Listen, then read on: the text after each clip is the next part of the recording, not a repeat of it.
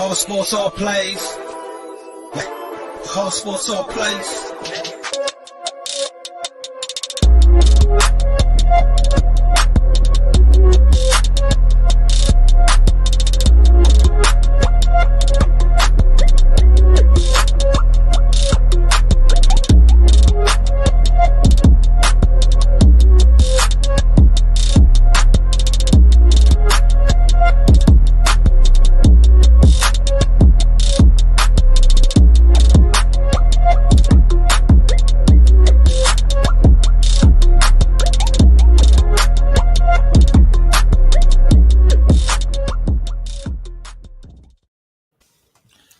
Welcome in. This is the pilot episode, the official ASAP Network podcast.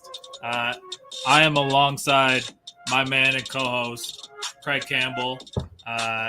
Craig, how are we doing today? It was a point where we thought this wouldn't happen. There was a point. I know you were feeling it too. Yeah. So it's good to see you, Shane. It's good to be on here, part of the ASAP Network.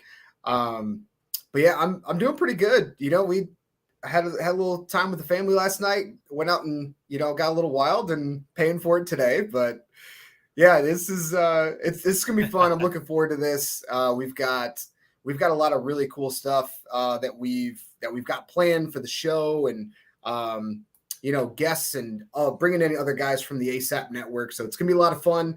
Yeah, we didn't know if we were going to kick off this weekend, but hey, here we are. Show's got to go, and I know we're excited for sure. Yeah, absolutely. And this ASAP Network has a plethora of guys that have knowledge in all sports, and that's what this show is all about. We don't focus on one sport; we focus on all sports, and that's why our man Freddie hooked us up and said, "You guys are now the official podcast of the show," and we appreciate that. And today we got a ton of topics to talk. I mean, who would have thought on July 24th we'd be talking NFL?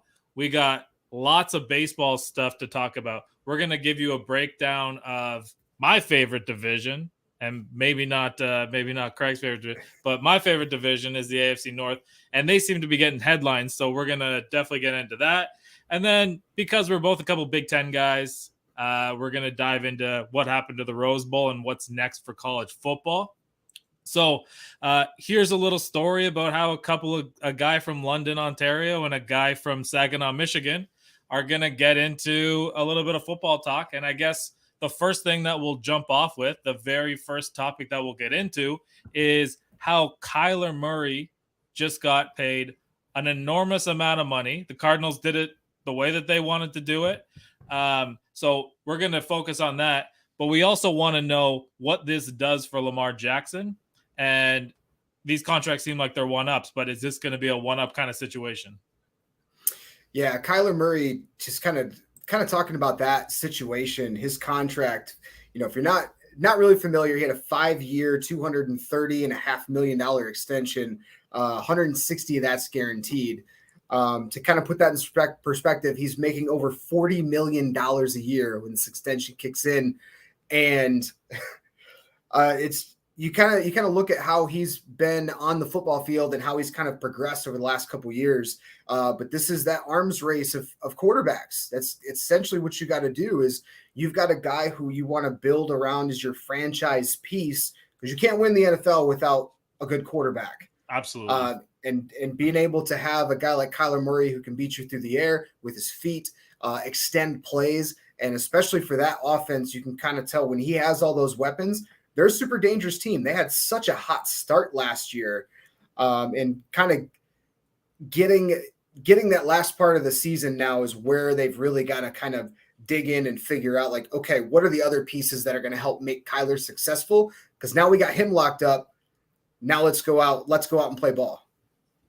Yeah, exactly. And Kyler Murray has shown flashes of being a top 3 quarterback. He's shown flashes of being a top 30 quarterback. So you really don't know which guy you're going to get. But as he's progressed, it seems like he's the real deal. I mean, not many guys that you can think of. And actually, I believe he was the first guy ever that was a first-round pick in baseball and football. So just a complete natural-born athlete. Is he going to be affected by not having Hopkins the first couple of weeks? Absolutely. I mean, how could you not? Hopkins is a top 5 receiver. He's going to come out in training camp and say all the right things and say, yeah, you know what? We'll just, we'll get ready for when he's here. But the offense is going to be affected. And probably if you're a fantasy football owner, Kyler Murray might not be your guy unless you have somebody else to put in his place prior to that. Yeah, one of the wild things to think about with his contract is, you remember, like you said, he was drafted first overall by the Oakland Athletics, and I can't remember who. It's all over Twitter now. If you go there, follow ASAP Sports Network at ASAP1 on Twitter. But when you look through that, you can see how it breaks down. Kyler Murray is now almost making more than the entire Oakland A's payroll this year. Like, you kind of think about the argument, should he have picked baseball over football? The short term, you can make a lot of money in football, but the problem in baseball is that unless you start at the big leagues right away, like the way the contracts are set up, you have to be producing for a very long time to make the kind of money. You would talk about Aaron Judge, that type of a scenario. You got to be producing for a long time to make that potential money. Kyler Murray, unknown commodity on the baseball field outside of just playing a little bit here and there, at Oklahoma. So with him now on the football field, look at how much he's making now. And then, of course, you're talking about transitioning that into Lamar Jackson. Okay, what does this mean for him? He didn't sign an extension. He kind of bet on himself, if you will. And now Kyler Murray signs this extension. And the big talk around Baltimore is, are they going to pay it? Like, are you in or you're out? Sit or get off the pot, as they say. Yeah. I mean, to go 2 roads here, are you going the Kyler Murray route and signing him, or are you going the Baker Mayfield route and shipping this man out of town? And, I mean, it would be a big mistake for them to ship Lamar Jackson out of town. But in the same breath, I think it's going to be a big mistake to try and pay him the kind of money that the market is going to dictate. So I think that Baltimore is in a really tough position. If you went to look for a position title for Lamar Jackson, I think it's athlete, and it's not in a disrespectful way. He's just not a prototype quarterback. But he's also not a running back. He's also not a receiver. He's a guy that you want the ball in his hands, but he needs the corresponding parts to be working. If J.K. Dobbins and Gus the Bus come out and they're firing, well, Lamar Jackson's going to look a little bit better on screen. But if you look at just the last few games last year for Baltimore, and the kid they put in Huntley, the rookie, he actually looked more comfortable in the Baltimore offense because it is a basic offense, but he looked more comfortable in it than I've ever seen Lamar Jackson look in it. Yeah, and Lamar Jackson, you kind of look at some of his best years. I mean, 2019, he had over 3,000 passing yards and over 1,200 yards on the ground.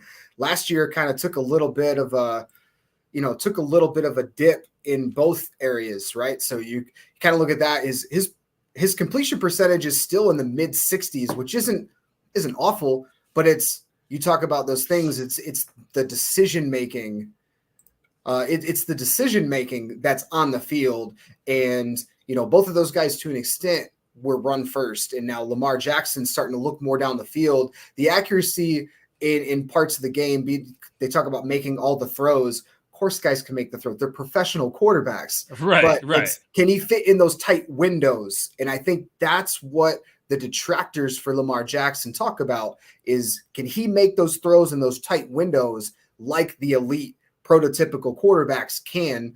And I think that's where this season now, you've really got to kind of look at that aspect. Is he the guy that Baltimore is going to want to roll with for the next 5 years, right? Is he still going to be that type of guy? Is he going to progress to that point? And yeah, Anthony, if Baltimore can't afford what Lamar is worth, that's what you got to look at is, okay, where's that cap space going to come from? Who else are they going to pay? Because you got to take from other positions if you want to pay that much money to a quarterback. And so are they really going to be willing to shell that out? Right. And even like if you look at the Lamar Jackson, his success plan is a strong defense that makes it so that he doesn't have to play from behind, a run game, and a receiver or a tight end that can make a play. Now, to have your run game, you got to play your O-line. You probably don't have to pay a running back if you have the right O-line, but defenders have proven to be more and more expensive. You draw the compare because the Steelers and the Ravens are always put together as like the rivalry. In 4 years, can they afford to pay Kyle Hamilton the way that the Steelers just paid Minka Fitzpatrick? Or can they afford to pay their pass rushers the way that they just paid TJ Watt? And the easy answer is no, because the Steelers wouldn't have been able to pay those two guys if Ben Roethlisberger was still on the roster. And luckily for them, they found a bargain basement Mitchell Trubisky sitting there. And Trubisky's going to need all the same things that Lamar Jackson needs, but his contract is suitable to it. Whereas Lamar making $39 million a year, it's just not going to fit into the scheme. And everything would really have to go a certain way for Baltimore to even, sniff around being Super Bowl contenders. Right now, their window's probably this year, and I don't think that they don't have the weapons this year to be competitive, to me. Yeah, it'll be really interesting. But when we talk about the arms race for quarterbacks, it's always trying to figure out you said the one-upsmanship of the contracts. So if you like dive it into those numbers, one thing that I kind of look at, and this is a conversation in multiple sports, baseball, basketball, football, guys want to get paid like the top quarterbacks or the guys at their position. So you got to look at their annual value for those types of players. Mm-hmm. And if I'm looking at Sport Track right now, the top one is Aaron Rodgers at $50 million of annual values. And then Kyler Murray comes in at second with 46. So the other guys on this list, you got Deshaun Watson, Pat Mahomes, and Josh Allen. Lamar, just like the Dak situation from a couple years ago, Dak's level was here, but he wanted to get paid up here. No doubt. That's the gap that the Ravens have to look at is he going to be able to, they're going to find a middle ground. And Anthony's got a good point here. Yeah. What if the Ravens tag Lamar next year? Tagging for Lamar is fine because you're going to be making in the top 5-10% of your position, which we're talking, that's over $40 million already. But like, Kirk Cousins had this where he would get tagged every year until he got paid. For a player like Lamar Jackson, when you have to use your feet as well as your arm to be a truly elite level player on the field, that's a big risk. That's a big risk for him. For sure it is. And like Dak wasn't willing to do it. And I would say Dak is a better overall passer. But when it comes down to it, like their situations are very similar. And, Dak got his ankle torn off and luckily was still able to secure the money because they knew that long-term he was going to be their guy. Does Lamar Jackson have that same situation? I don't think that if Baltimore throws the tag on him, he's at camp next summer. Yeah, I agree. I think he sits out. If he gets tagged, there's no way he's going to hold out. Or he might just show up in September and say, throw me in, and we might have the Tyler Huntley show, or I don't know if McSorley from Penn State. I don't know if he's still on. I don't know if he's still on the roster down there, but he might be getting reps too. I mean, turn a camp arm into a starting quarterback because you can't figure out how to pay the guy. I mean, it's a situation that's far too real, and it might be one that Baltimore Ravens fans don't want to hear right now, but this is the reality, and this is the reality of the business of the NFL right now.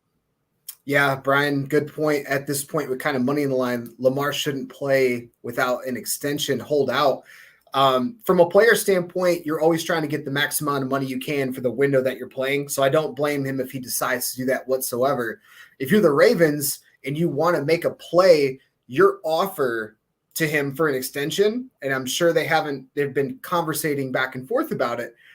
If you make an offer, you probably can't be anywhere south of $40 million annually. You have to be, they're going to have to make that offer of being in that 40 to 45 million range.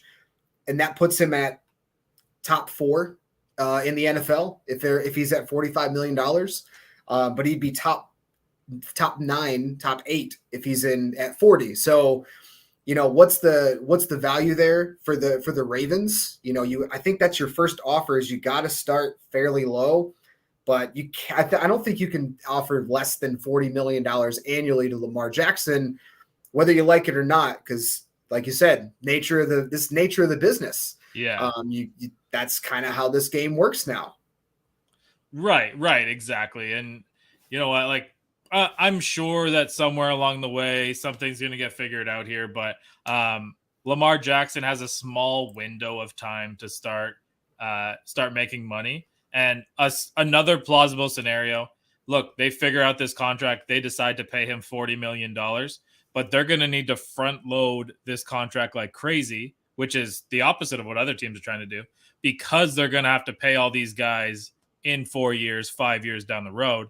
And if Lamar has all of his cash up front, what's to say that he doesn't hold out on the back end and ask for a little bit more cash? So that's another thing that Baltimore needs to keep in mind when they're looking at this situation.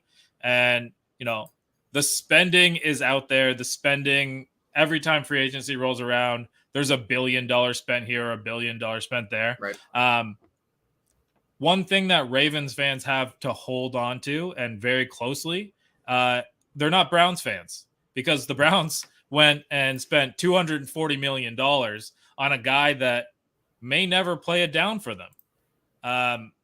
I do believe that probably next year he'll be there. I don't think it's going to be a 2-year suspension, but who knows what they're going to do.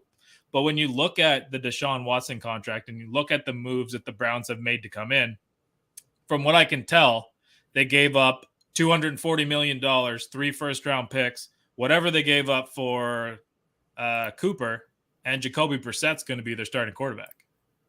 Or Josh Rosen. I don't know. Yeah, Josh Rosen making an appearance in Cleveland, just kind of resurfacing again. But yeah, you got to wonder, if you're the Cleveland Browns, were you just not aware of this entire situation? Are you like head in the sand? What's going on there? How do you not know this guy's probably not going to play, regardless if most of the suits I think that he's been tied to have been settled, but there's still some that have not been. So right. How Roger Goodell likes to dole out. He likes to dole out these suspensions and investigate things, which you can argue one way or the other that it's very hypocritical on how they approach each situation. But yeah, your starting quarterback might be Jacoby Brissett. And I'm sure if you asked Browns fans last year, coming into the next season, you're without Baker Mayfield. You went and, sold the farm to get Deshaun Watson, who's not even going to play. And now you go and get fill-in guys that hopefully, your window was right now for the Browns. And now they're looking like the same old Browns because they make head-scratching moves like this. Yeah. So I'm going to give you a scenario, and I want to know how this plays out. And this is all hypothetical, but let's say the Browns go 4-13 because Deshaun Watson suspended for the entire year. And Baker Mayfield finds a way and puts the Panthers in the playoff race. Is the GM of the Browns at that point, is he fired? Oh, that's a tough one. I don't think so, but just because of the fact that you're still holding out hope that Deshaun Watson can come back when he's ready and be able to put the Browns back in a position they were in last year. But I mean, if more things kind of fall apart, absolutely, someone's head's probably going to roll. How ironic would it be that Baker Mayfield gets sent to the island of misfit QBs in Carolina, and if he comes out as the guy and takes them to the playoffs in a fairly weakened NFC South outside of Tampa, they very well could sneak in if a lot of things go the right way for them. And how fitting would that be for Baker Mayfield? Just be like, hey, you guys didn't want me, so you shipped me off to this place. I'm going to show you, and I'm going to go farther than you guys will. Right, exactly. And like I think that fits in with the Baker Mayfield personality or the persona that we have and assume of him. Um, I'm sure we've all played sports before. We've all been in the heat of competition, so we know that some of those things maybe isn't your off the field personality. But if I was Baker Mayfield, I would absolutely be trying to stick it to the Browns right now. And of course, the NFL does this perfectly. The Browns and the Panthers are playing in week 1. And we're not going to have to wait too long to see how this thing plays out. Oh, it's going to be fantastic. I don't watch a lot of NFL outside of like my Lions, right? I'll watch a lot of the high profile games. That's one I'm going to go out of my way to watch that game just because you got to expect that Matt Rule is going to go, all right, this playbook, throw it out. Baker, go play ball. Like this one's for you. Yeah. You got to imagine that's going to happen.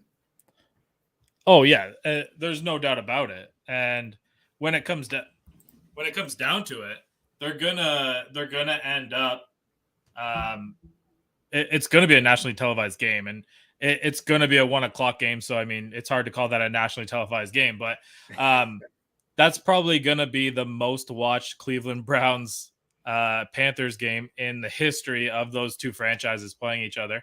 And even with the Steelers playing the Bengals that week, I'm gonna have that one on the sideline because I'm gonna be really wondering what's going on over there. And for for another AFC North quarterback, I will say with full disclosure, Ben Roethlisberger is my guy. I'm a Steelers fan, but typical Ben Roethlisberger, typical NFL quarterback, cannot stay out of the news cycle, knows that they need the spotlight on them, goes out of his way this week to talk about how Calvin Colbert didn't want him back in Pittsburgh. Mike Tomlin was on the fence and it was the president that brought him back.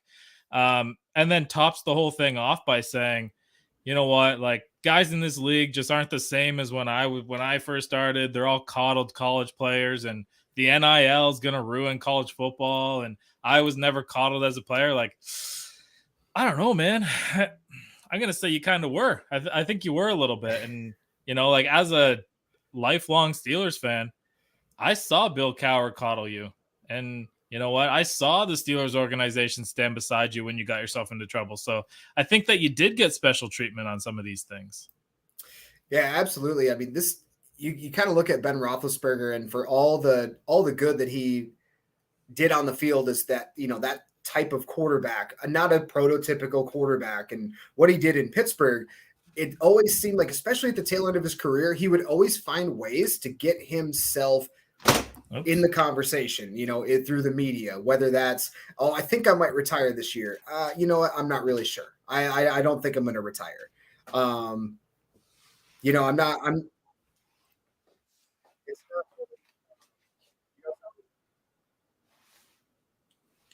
you look at with him, he's always trying to be in the media. Right. And I think this is just another one of those scenarios. Talking about not getting coddled. You made the point that when he had his accident, right, his motorcycle accident, and he was out and he had these allegations coming out against him, all these different things, the Steelers organization basically like huddled up and protected him.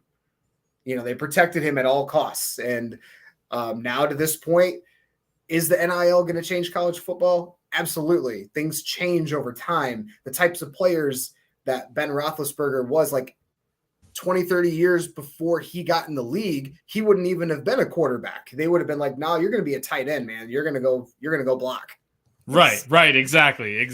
And yeah, man, Ben Roethlisberger was a freshman quarterback that walked in and he started from day one and he had to sit out for one NFL game, and he came right in and he filled in for Tommy Maddox in that famous Blizzard game and a game against Baltimore, or not Blizzard, Hurricane game.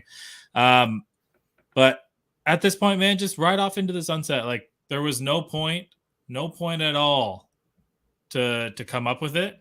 And I don't really understand why he went down this road.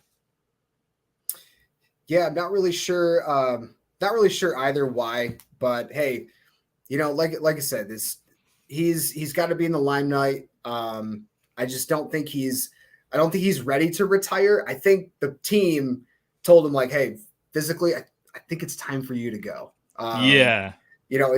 You see this happen a lot in a bunch of different sports where guys will stay way past their prime, right? And that happens a lot. But yeah, with Ben Roethlisberger, with that situation, you kind of look at now, how does that kind of settle in with the rest of the AFC North? I know this is a topic that you and I were wanting to kind of gel into and talk about over the next couple weeks, is kind of go over the next few divisions.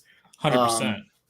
But yeah, we're going to take a quick break. And then when we come back, we're going to dive into the AFC North and talk about what we feel like is going to happen next season, NFC North. We'll be right back. All sports, all plays. All sports, all plays. All sports, all plays. 365, we're making a place. We're talking the game, get you through the days. We're hiding the court, the dime in the lane. Variety, topics, living the same. Offensitation, sports information. In the airways, taking the nation. All sport, all plays, like working your faces. Grace at the field, so tie the laces. All sports, all plays. All right, welcome back to the All Sports, All Plays official podcast here with Shane. I'm Craig. And before we get into our next topic here, something that we kind of touched on coming into the show is we were kind of looking at the XFL, right? So that's the XFL has come out. They're doing 3.0 now. Dwayne Johnson and company are taking the XFL and kind of taking the reins from Vince McMahon. And they are looking to, make the XFL viable, right? So you kind of have to ask the question, is the XFL as a spring football league going to be able to survive? And I think they can. When you think about football, but there are some things that you have to look at, right? You've got the NFL. How many leagues have tried to compete with the NFL? XFL kind of took a different route, and they said, you know what, we're going to go to spring ball. You see the USFL. They are fairly successful, even though you can't see it in the stands. They're being fairly successful right now because of their media rights that they have with Fox Sports, right? XFL I think they did it right this time by going and hooking up with ESPN and Disney and ABC. That right there, like that, the success of minor league teams, if you will, has nothing to do with the people in the stands and the on-field stuff as much anymore. 20, 30 years ago, or back in the 80s with the original USFL, there was some big competition, but you had a bunch of money thrown in behind it. It was on national television. You got prime athletes to come join in this league. XFL is not going to have that because you don't have to worry about that as much anymore. But what you can focus on, if you're the XFL, to be successful, don't try to be the NFL. In the spring, don't try to be the NFL. Where I think they can really take a rocket pack on the back of their league and shoot it to the moon. Take your product on the field, hook up with the NFL. And this is I've always thought on other outlets, other shows that I've worked with. This has always been my argument with the XFL. It doesn't matter what you do, but if you have a partnership with the NFL where you can be a feeder system, kind of like how the NBA has taken the G League under its wing and said, yeah, we know college basketball is doing their thing. That's still probably the best platform that a non-professional athlete can get exposed and get seen by many eyes, is college sports. But in the NFL, if you take that, like NFL Europe was a great example a long time ago. NFL Europe, they had some players that would come over and basically it would be like the G League. So if the XFL does that and they hook up with the NFL, use them to test out a few things, a few maybe new features and stuff that they'd like to try out in the NFL, then I think the XFL they can skyrocket as far as their popularity, the brand recognition. That alone right there with working with the NFL will help put them into a new stratosphere. Right. And you know what? I totally agree with everything you're saying there. And the avenue for the XFL that I thought would have been the best is pairing up with the CFL, which is something that they attempted to do. But by doing that, we could create something like not a Super Bowl, but a World Bowl. You know, the CFL plays their league and the XFL plays their league, and then they meet. And obviously, American football and Canadian football, one has 4 downs, one has 3 downs. The scoring's a little bit different. So you'd probably have to come to some kind of agreement on what's going to be the next thing for you. But I think that makes a lot of sense. I know that The Rock tried to make that happen. The CFL doesn't have the money that the XFL has behind it, but it does have a really, really stubborn tradition. It's almost as stubborn as like the baseball tradition, where the guys that are XFL or that are CFL fans want the CFL to be the CFL forever and never change. And, you know, if they could play it in black and white, they would do it. And, you know, like all the old school stuff that you could think of.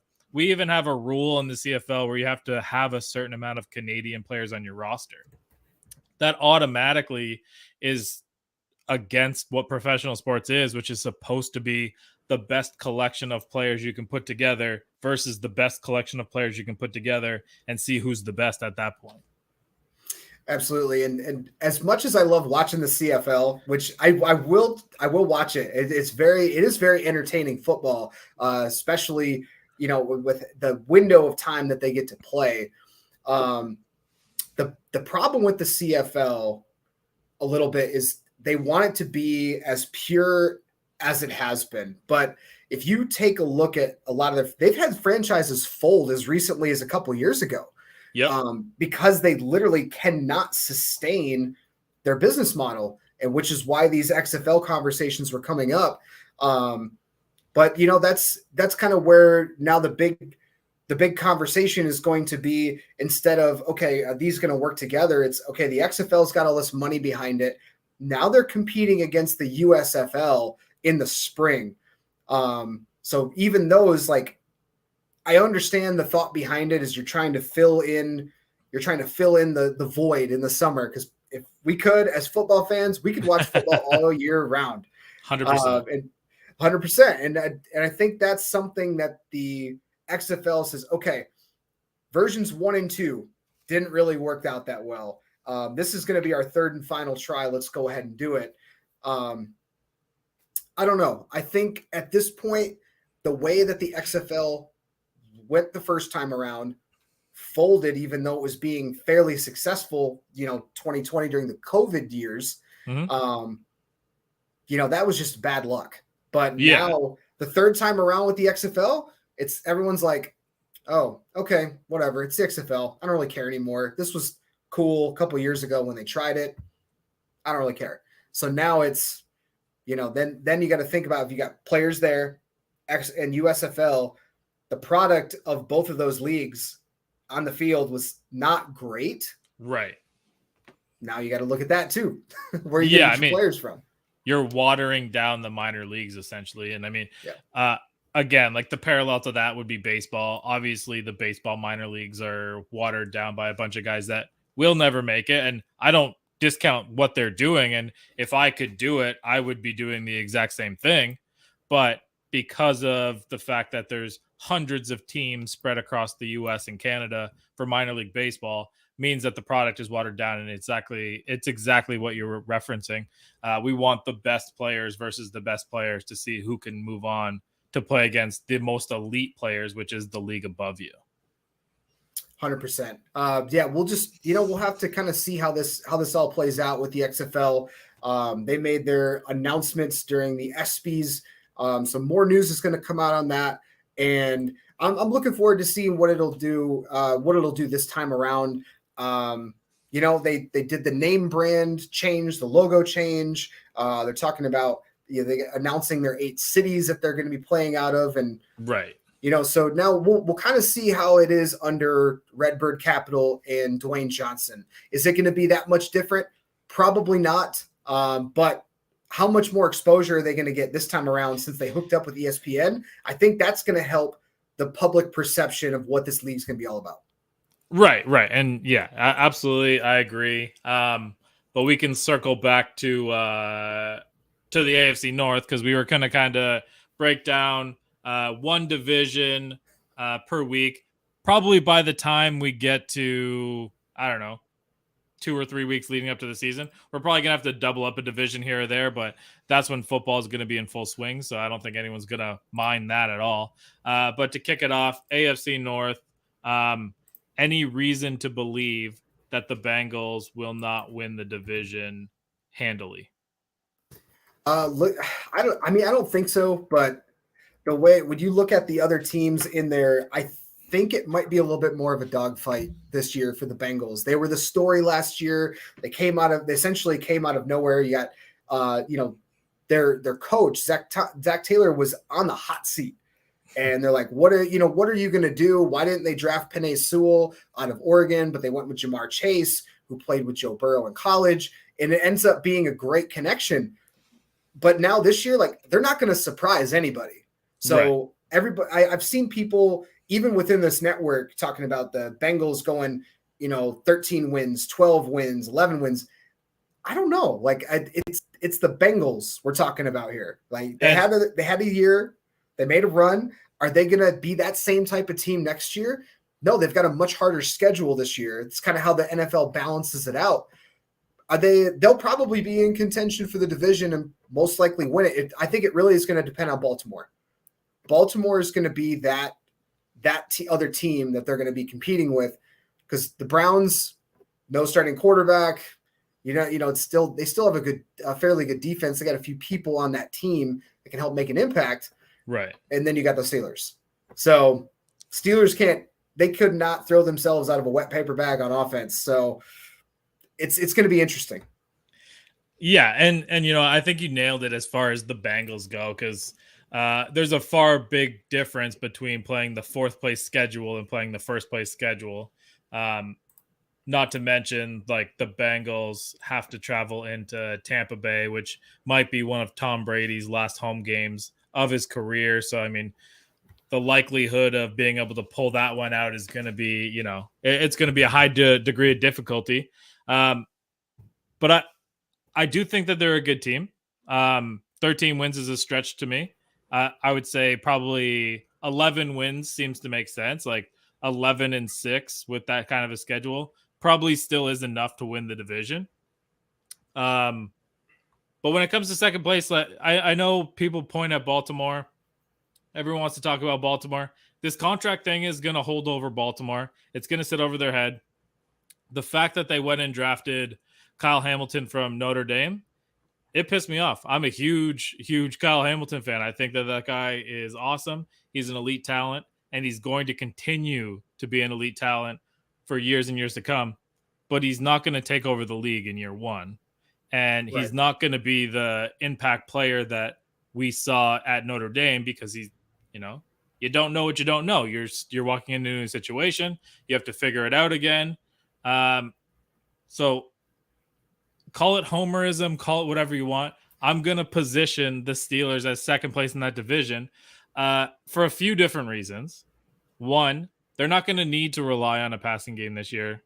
Najee Harris is there. They weren't sexy moves, but they made a lot of moves to upgrade the offensive line. They made a lot of moves to update the defense and upgrade the defense. I mean, Miles Jack is there. I think that's a signing that people forget about. Yeah, absolutely. Larry Ogunjobi, a guy that signed a huge, massive free agent contract with the Bears, failed his physical. They got him for a discount, and it looks like he's going to be ready, and he's on track to play for training camp. So I think that they had that one fall in their lap. They don't have a contract situation with Minka holding over their head. TJ's already locked up.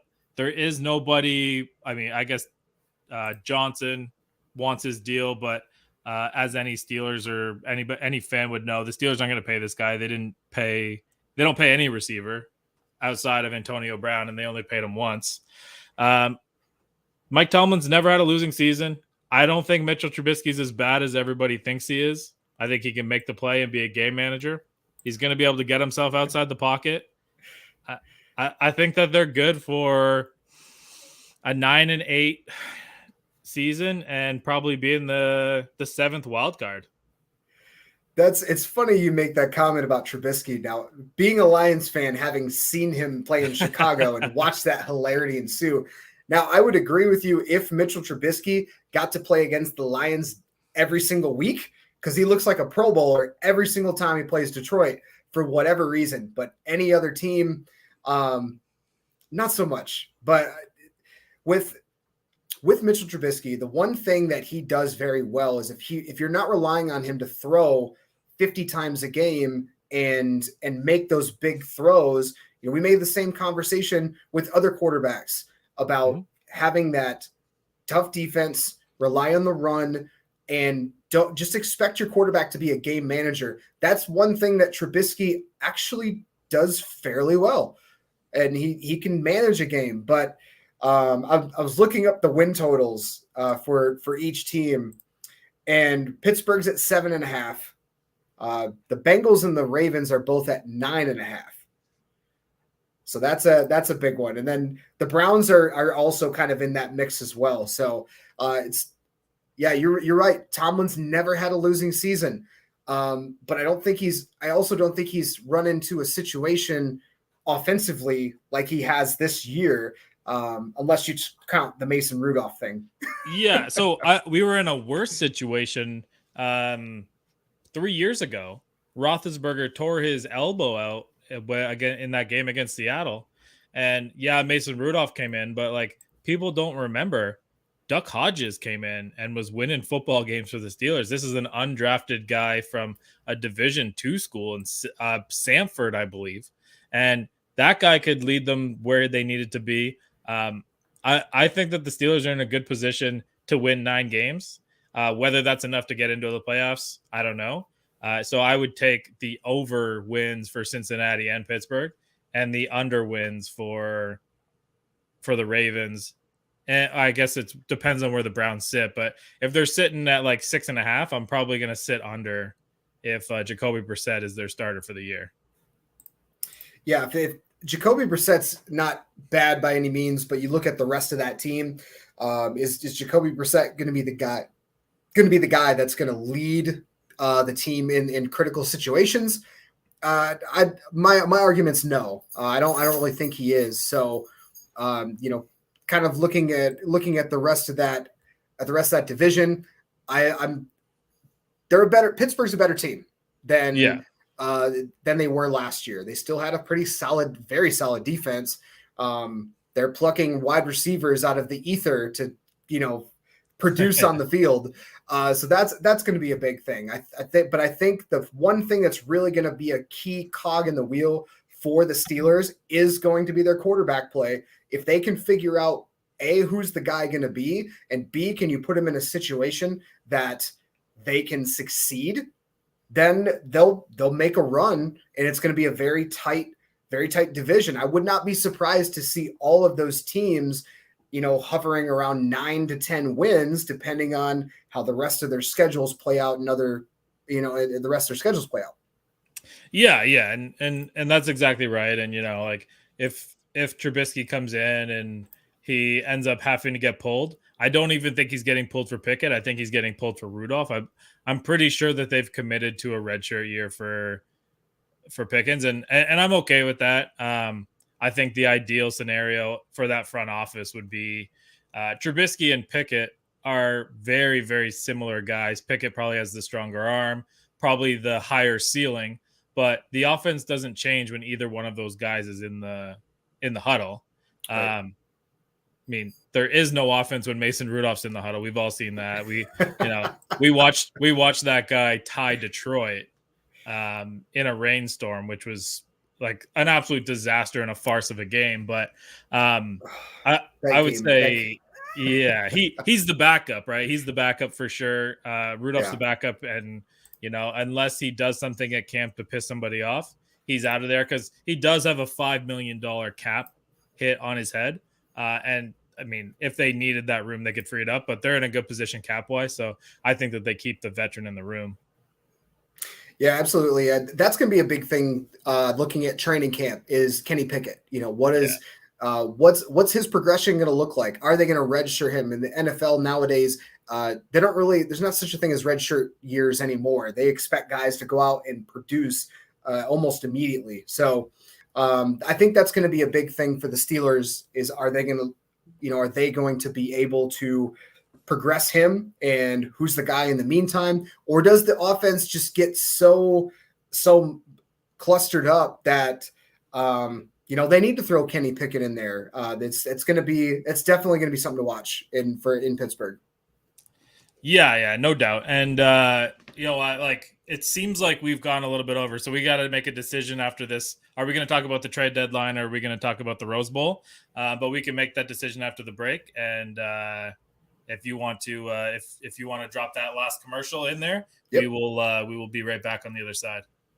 Whole sports all plays. Whole sports all plays. Whole sports all plays.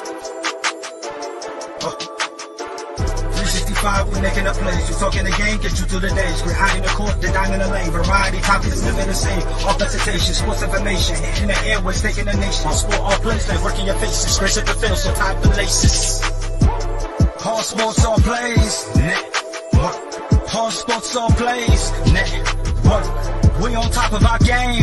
Whole sports all plays. Whole sports all plays.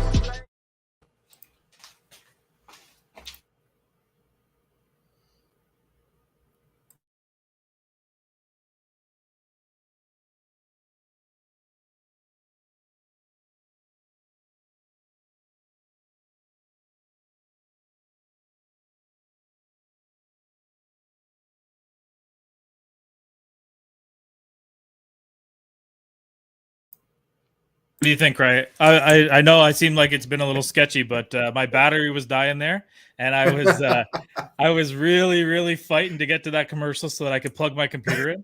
So now we're in good shape. I got full battery life. I think you did it. You did it flawlessly.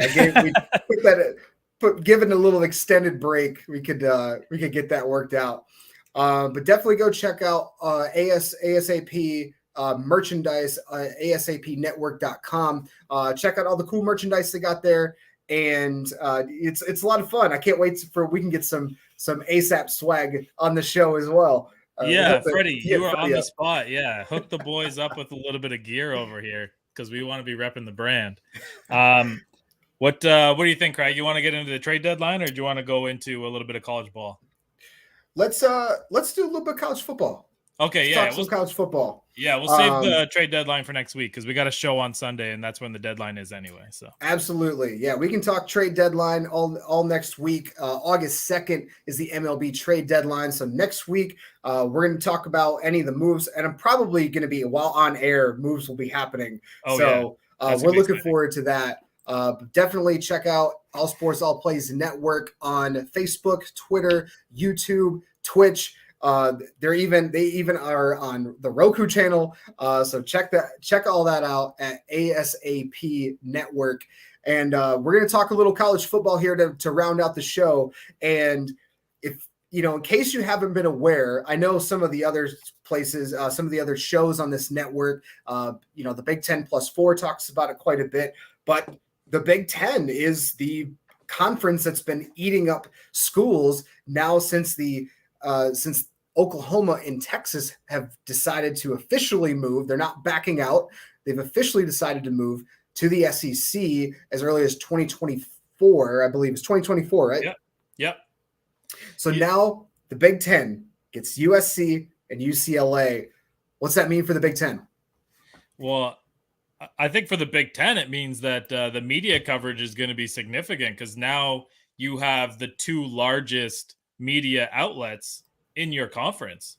I mean, if you're looking at New York City and Rutgers, and you're looking at across the coast, and you're looking at Hollywood, and you're looking at the glitz and the glamour, Reggie Bush, and you think of the Rose Bowl, you think of Reggie Bush versus Vince Young. That is the kind of stuff that is now coming to the conference. So I will say, as a state fan, I think that our win total is going to be in question as we continue to move on. And I know for yourself as a Michigan fan, you're used to doom and gloom regardless of the competition. So that'll be like an easier transition for you. But as far as the Big Ten goes, the recruits are going to be huge because now you can play in every single time zone in the United States. You'll be on at 10 p.m. You will be on at 12. The Fox network is salivating right now with all the stuff all the content that's gonna come out for the Big Ten here. And yeah, the school that this is gonna hurt the most, and I think that we could both agree on this, and we kind of chatted about it a little bit, is Ohio State. I think that they're the team that's most in trouble with this because they're the team that was pulling in all the recruits. Now, if you're going to be in the Big Ten, would you rather wear the maroon and gold for USC, or would you rather wear the scarlet and gray for Ohio State? And I think a lot of the guys coming in can picture the USC teams over the Ohio State teams. Well, that's something that we've been kind of talking about in our big group chat a lot the last couple weeks is what's that going to mean for a lot of the other schools in the Big Ten or even around the country. You hit it right on the head. Now Big Ten can literally go coast to coast with all their coverage. They can now you're going to have all these different time zones covered, and not only that, they didn't just go out and said, "Hey, we're going to go get someone from the West Coast." No, they went out and got the big boys. They went and got the USC, the UCLA. You get that LA market. They got Hollywood. They brought in Hollywood. You go and get Hollywood, and now you can literally stretch from coast to coast. So that is really going to, as far as just a revenue standpoint, it makes a lot of sense for USC and UCLA to make that jump because the Pac-12 network, let's be real, most of us on the East Coast don't watch Pac-12 football unless it's Friday night and I'm up really way past my bedtime. Oh, hey, football's on. Let me go watch it. Yeah. Or you lost the afternoon game and you're just trying to ride a heater so you can, just like be a degenerate gambler and try and make your money back on a Pac-12 game. Sports bettors. Sports bettors are definitely the ones that watch Pac-12 football or Pac-12 sports in general. But that's what we were talking about this before we went on air. The money's talking, and that's where all these schools are now going to. And you look at kind of how this is going to affect the rest of the country. All the other power conferences, Power 5, now it's kind of like Power 4 because the Pac-12 isn't going to be the Pac-12. There's been reports of, I know you had mentioned that Oregon and Washington might jump to the Big Ten. Utah's been trying to jump to the Big Ten. Are some of these teams going to try to join the Big 12? Is the SEC going to try to go further west for some reason and go and get Oregon? Maybe that would blow my mind if they went out and got Oregon and said, "Hey, join the SEC." I think that would be a huge domino, and the Pac-12 will probably be the first one to go under.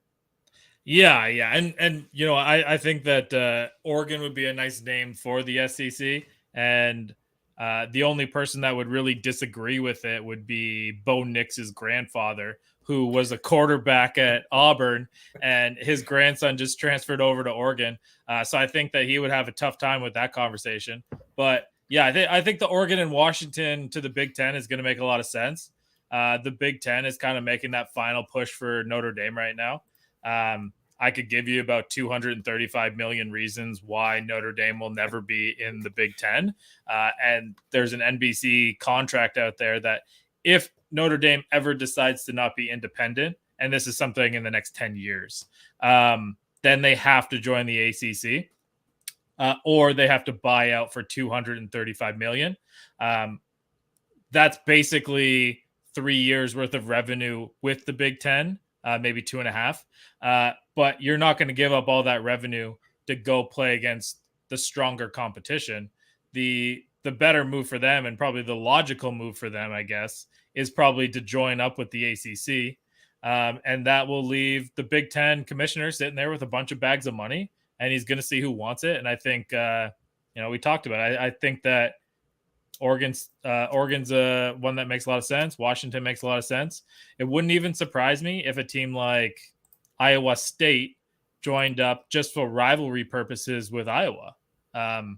They're not going to get this kind of coverage with the Big 12, and the Big 12 is probably going to be more like the Big 18 in a few years as things start to get swallowed up. But it's it is either going to be the Power 3 or the Power 4 conferences that make this happen. And it's only a matter of time before the Pac-12 becomes the Pac-8 or whatever they want to call it. And that is no longer a power conference. That's just a conference that is no better than the Sun Belt. Yeah, that's the thing that you see. The Big 12 has been doing that. They went out and got UCF. They're pulling in Houston. They're pulling in all these middle tier schools to try to round out their conference because they are going for quantity over quality.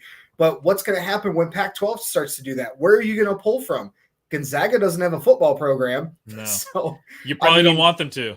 Yeah, you don't want them to. Like, where are they going to pull from? You're going to start seeing division or FCS schools get Division I or FBS credentials so they can start joining these conferences, but it's going to water everything down.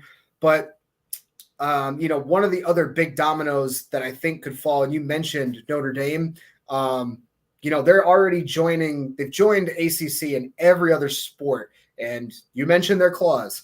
There's no possible way they join any other conference other than the ACC. But what happens if the ACC, which this was out on ESPN because they did the ACC Media Day this last week, and one of the conversations by the commissioner was they're trying to find ways to close the revenue gap between the ACC and the SEC and Big Ten. And they've got to deal with ESPN, but so does SEC.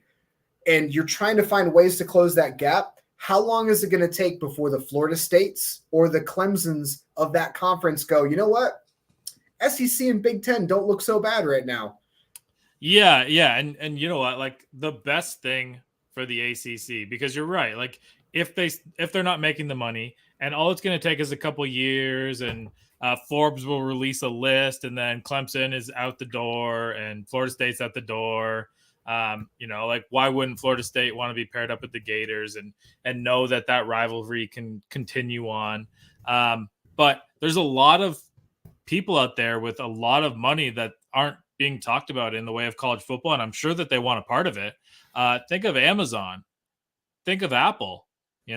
These huge streaming platforms that have been trying so hard to get in with the NFL have finally done it. But why can't Amazon Prime get the ACC? I mean, that's a significant revenue stream, and that would probably be something that's going to rival the Big Ten and the SEC. And you can get those crossover games, and I'm sure the big schools in the conferences that we're talking about, they're absolutely going to be willing to play against you, and this is going to be significant when the playoffs come around too. Absolutely, and that's kind of one thing I want to round out the show tonight and kind of find out, what's your opinion? We were talking a lot about all this movement. Really, how's it going to affect the college football playoff?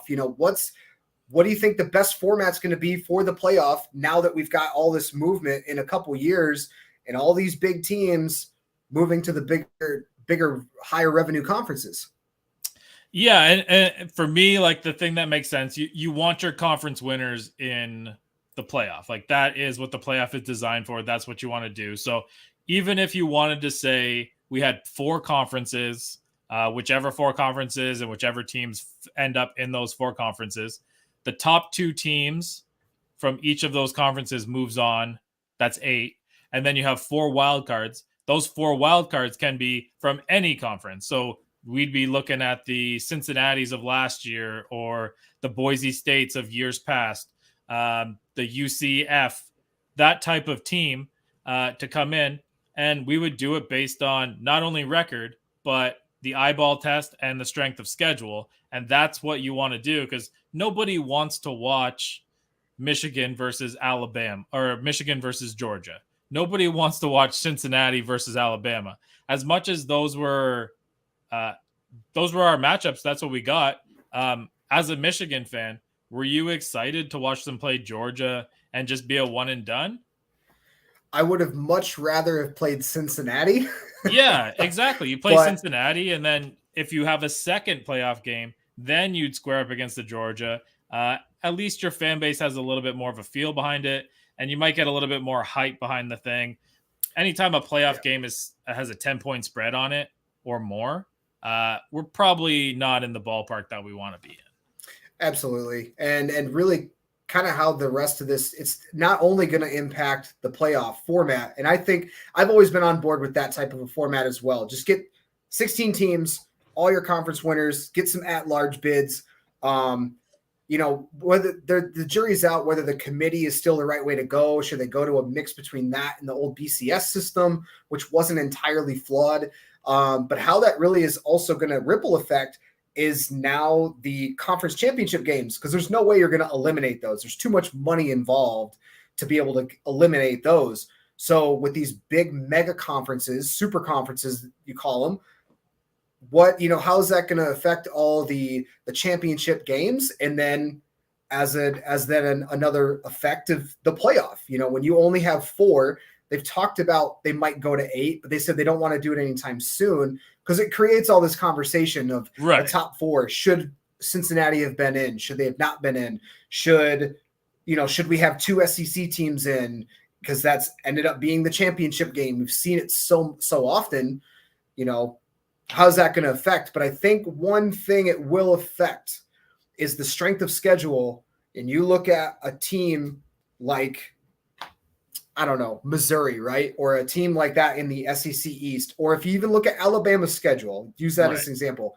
They're always touted as some of the best teams in the country. But if you look at their schedule, their non-conference games are against like FCS teams. And they're against, like JUCO teams, essentially. They don't play anybody.